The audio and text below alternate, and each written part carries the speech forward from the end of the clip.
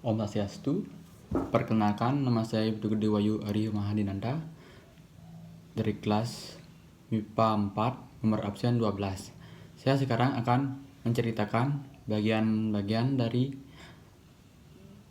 Mahabharata, yaitu Bhisma Parwa. Bhisma Parwa konon merupakan bagian terpenting Mahabharata karena kitab ke-6 ini mengandung kitab Bhagavad Gita.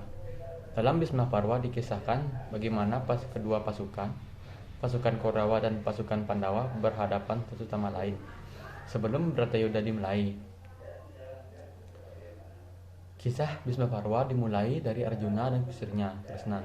Berada di antara pasukan Kaurawa dan Pandawa, Arjuna pun bisa melihat bala tentara Kaurawa dan para Kaurawa, sepupunya sendiri. Ia pun menjadi sedih karena harus memerangi mereka.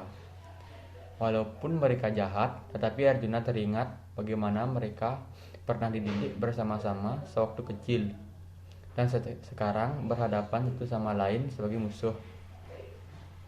Lalu Krishna memberi Arjuna sebuah wejangan. Wejangannya adalah disebut dengan nama Bhagawan Gita. Gita sang Bhagawan. Artinya adalah nyanyian seorang suci. Sebelum pertempuran dimulai, kedua belah pihak sudah memenuhi daratan Kurukshetra. Para raja terkemuka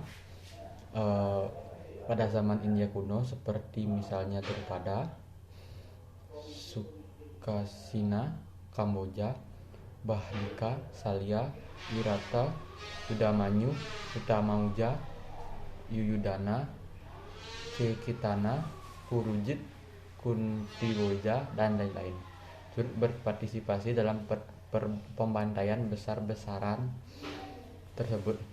Bhisma, sesepuh bangsa Kuru, mengenakan jubah putih atau bendera putih bersinar dan tampak seperti gunung putih. Arjuna menaiki kereta kencana yang ditarik oleh 4 ekor kuda putih dan dikemudikan oleh Krishna yang mengenakan jubah sutra kuning.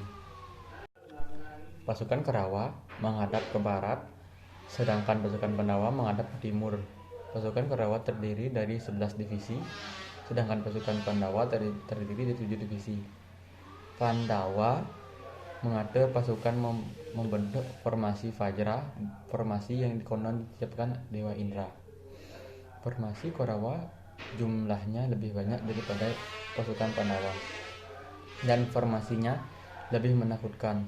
Formasi tersebut disusun oleh Drona, Bhisma, Ashwatthama, Bahlika, Kripa, dan semua ahli dalam peperangan.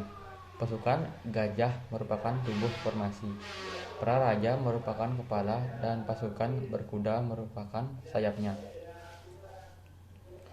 Yudhishthira sempat gemetar dan cemas melihat formasi yang kelihatannya sulit ditembus tersebut. Namun setelah mendapat penjelasan dari Arjuna, rasa percaya dirinya bangkit. Setelah sepakat dengan informasi dan strategi masing-masing, pasukan kedua belah pihak berbaris rapi. Para raja ksatria gagah perkasa tampak siap untuk berperang. Duryodhana optimis melihat pasukan Kaurawa memiliki para ksatria tangguh yang setara dengan Bima dan Arjuna.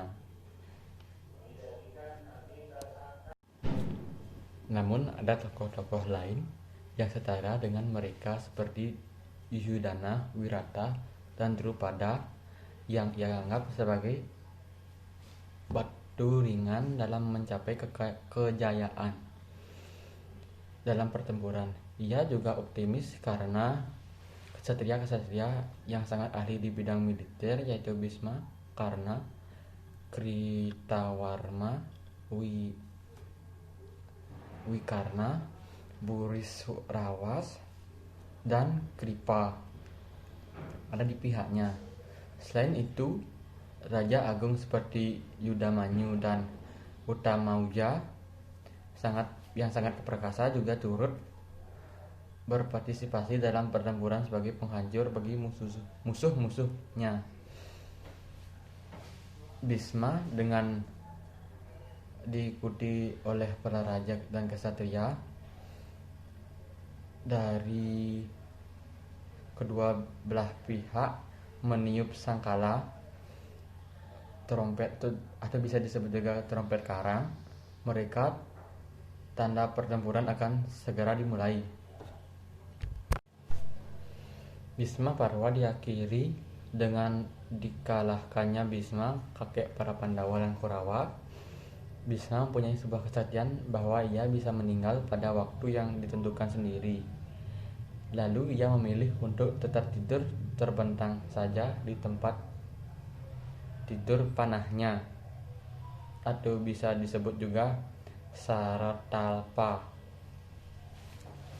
Sampai perang Bharatayuddha selesai, Bhisma terkena panah banyak sekali sampai ia terjatuh, tetapi tubuhnya tidak menyentuh tanah, hanya ujung-ujung panahnya saja.